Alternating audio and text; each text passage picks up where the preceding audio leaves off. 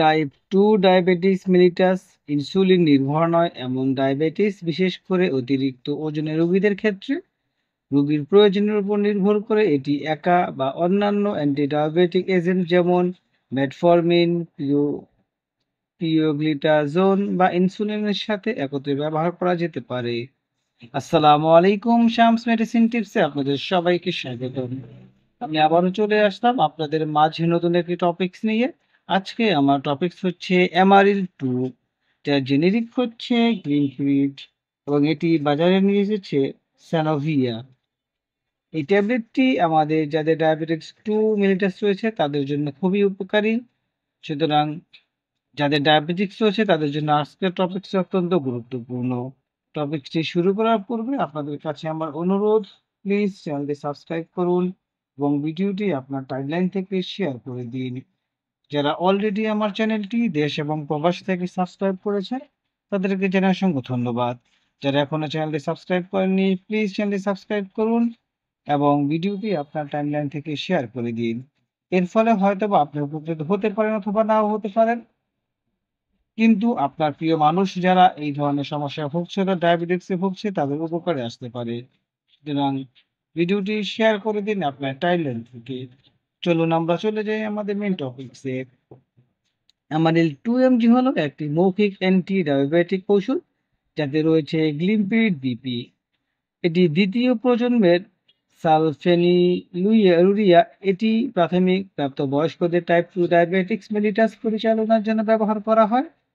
এই ওষুধটি রক্তে শর্করার মাত্রা নিয়ন্ত্রণে সাহায্য করে এবং সাধারণত যখন খাদ্য, ব্যায়াম এবং ওজন হ্রাসের ফলে পর্যাপ্ত গ্লাইসেমিক নিয়ন্ত্রণ সম্ভব হয় না, তখন এটি নির্ধারিত হয়।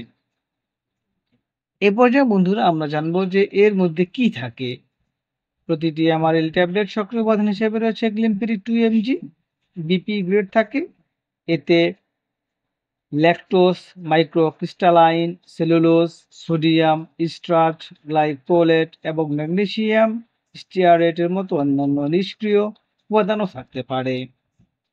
এ পর্যায়ে বন্ধুরা আমরা জানবো যে এই অ্যামারিল 2 বা গ্লিমপ্রিড ট্যাবলেটটি কিভাবে কাজ করে, অর্থাৎ এর কর্মের প্রক্রিয়াটা কি।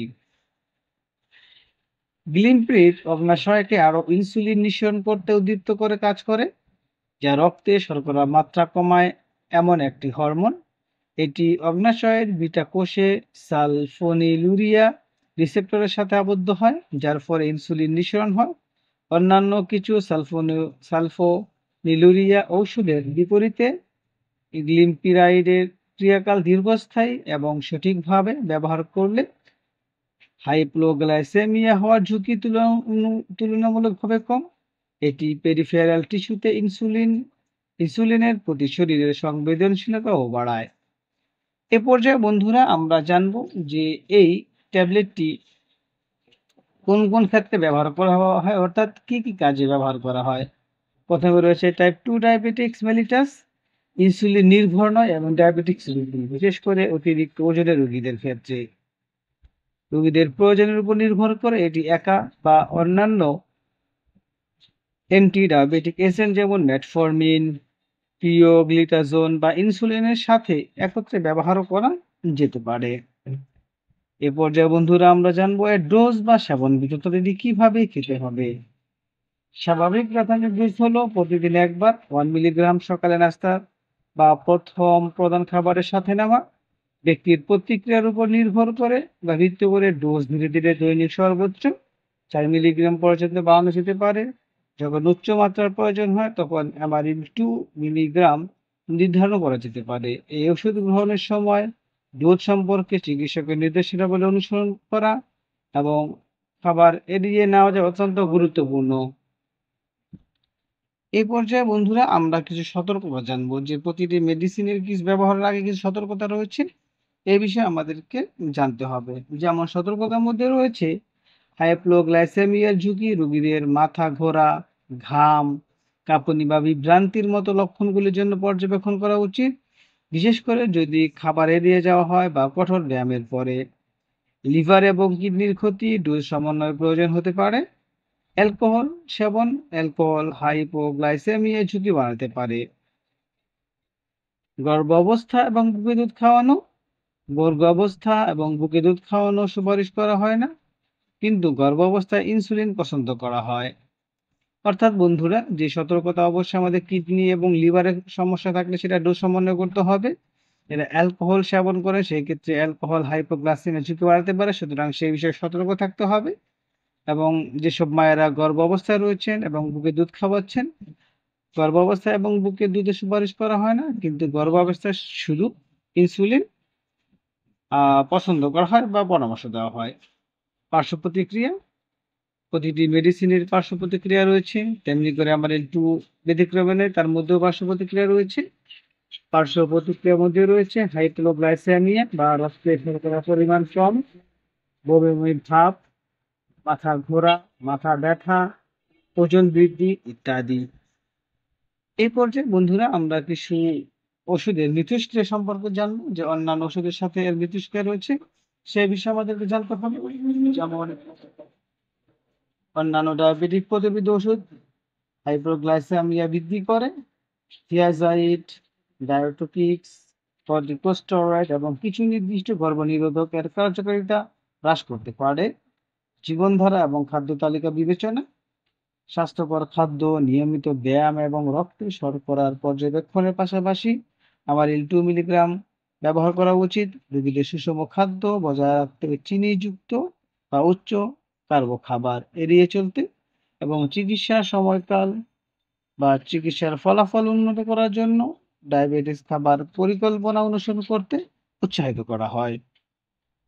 সুতরাং বন্ধুরা, আমরা বলতে পারি যে টাইপ 2 ডায়াবেটিস পরিচালনার জন্য এমারিল-2 বা গ্লিমপিড-বিপি একটি কার্যকর ঔষধ, রক্তে গ্লুকোজের মাত্রা কমাতে এবং ডায়াবেটিস সম্পর্কিত জটিলতার ঝুঁকি কমাতে সাহায্য করে। তবে নিরাপদ এবং কার্যকর চিকিৎসা নিশ্চিত করার জন্য নিয়মিত পর্যবেক্ষণ এবং জীবনধারা ব্যবস্থাপনার সাথে এটি চিকিৎসকের তত্ত্বাবধানে ব্যবহার করা উচিত। অর্থাৎ এই ট্যাবলেটটি আপনি যদি সেবন করতে চান অথবা অন্য কাউকে সেবন করতে উৎসাহিত প্রদান করেন, তাহলে অবশ্যই একজন বিশেষজ্ঞ ডক্টরের সাথে আলোচনা করে দিতে হবে, অথবা আপনার পাশে যে স্বাস্থ্যসেবা কর্মী রয়েছে তার সাথে আলোচনা করে এই মেডিসিন সেবন করাতে হবে। ডাক্তারের পরামর্শ ছাড়া কোনোভাবেই মেডিসিন সেবন করানো যাবে না। আমাদের এই চ্যানেলের মাধ্যমে শুধুমাত্র কোন রোগের জন্য আপনি কোন মেডিসিনটি খাবেন সেই সম্পর্কে বলা হয়। সুতরাং অবশ্যই মেডিসিন সেবন করার পূর্বে ডক্টরের পরামর্শ অনুযায়ী সেবন করাবেন। কোনোভাবেই ডক্টরের পরামর্শ ছাড়া মেডিসিন সেবন করাবেন না। MRL-2 সম্পর্কে যদি আপনাদের কোনো কিছু জানার থাকে তাহলে অবশ্যই আমাদেরকে কমেন্টস করে জানিয়ে দিন। আমরা আপনাদের কমেন্টস গুলো যথাযথ উত্তর দেওয়ার চেষ্টা করব। ভিডিওটি যদি ভালো লাগে এবং উপকারী মনে হয় তাহলে অবশ্যই বন্ধুদের সাথে শেয়ার করে দিন। আবার অনুরোধ করছি, প্লিজ চ্যানেলটি সাবস্ক্রাইব করুন এবং ভিডিওটি আপনার টাইমলাইন থেকে শেয়ার করে দিন। এর ফলে হয়তোবা আপনি উপকৃত হতে পারেন অথবা নাও হতে পারেন, কিন্তু আপনার প্রিয় মানুষ যারা ডায়াবেটিক্সের সমস্যায় ভুগছে তাদের উপকারে আসতে পারে। আজ এ পর্যন্তই বন্ধুরা। আগামীকালকে আবার কথা হবে নতুন কোনো টপিকসে। সেই পর্যন্ত ভালো থাকুন, সুস্থ থাকুন। খোদা হাফেজ।